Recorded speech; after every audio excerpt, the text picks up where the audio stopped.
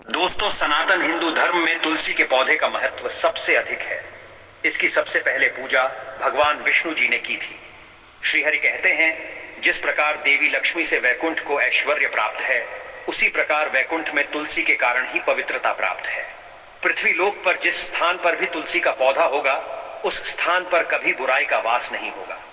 ऐसा स्थान सबसे अधिक पवित्र होगा। इसी कारण से हमें हमारे घर में तुलसी का पौधा अवश्य ही लगाना चाहिए। तुलसी के पास दीपक जलाने से क्या होता है, आइए जानते हैं। इस प्राचीन महान कथा के माध्यम से जो भगवान श्री कृष्ण ने देवी सत्यभामा को सुनाई है, आगे बढ़ने से पहले अगर आप तुलसी माँ की कृपा पाना चाहते हैं तो सच्चे दिल से एक लाइक करें, कमेंट में लिखें जय तुलसी माता और चैनल को सब्सक्राइब करना ना भूलें। चलिए शुरू करते हैं। दोस्तों, एक समय की बात है।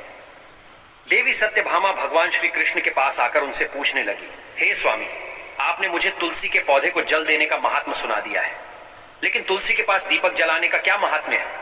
रोज शाम को तुलसी के पास दीपक क्यों जलाया जाता है? इससे मनुष्य को कौन सा फल प्राप्त होता है?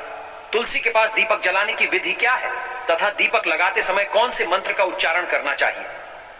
कृपया आप मुझे विस्तार से बताइए। भगवान श्री कृष्ण कहते हैं, हे देवी, आज तुमने समस्त संसार के कल्याण की भावना से बहुत ही उत्तम प्रश्न किया है।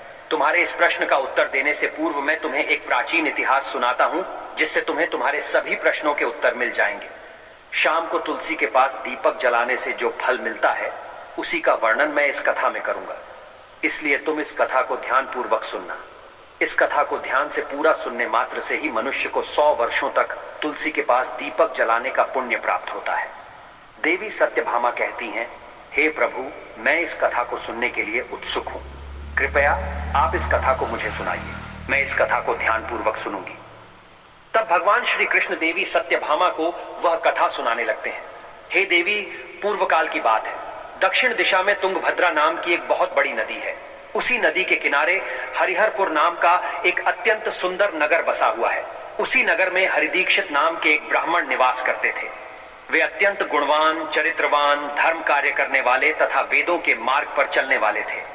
उन्होंने समस्त शास्त्रों का अध्ययन किया हुआ था। उसी ब्राह्मण की एक पत्नी थी, जिसे लोग दुराचारा कहकर पुकारते थे, क्योंकि उसके कर्म ही उसके नाम के अनुसार थे। वह सदैव ही अपने पति को अपमानित करती थी, अपने पति के लिए कुवाच्य कहती थी, पति को भयंकर दुख देती थी, पति के लिए कभी भोजन नहीं बनाती थी।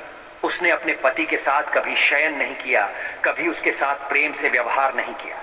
पति के मित्र और परिवार के लोग घर पर आते तो वह स्त्री उनको अपमानित करके भगा देती थी और स्वयं काम भाव से उन्मत्त होकर निरंतर अन्य व्याभिचारिणी स्त्रियों के साथ घूमती रहती थी। उसका मन पति को छोड़कर पराये पुरुषों में लगा रहता था।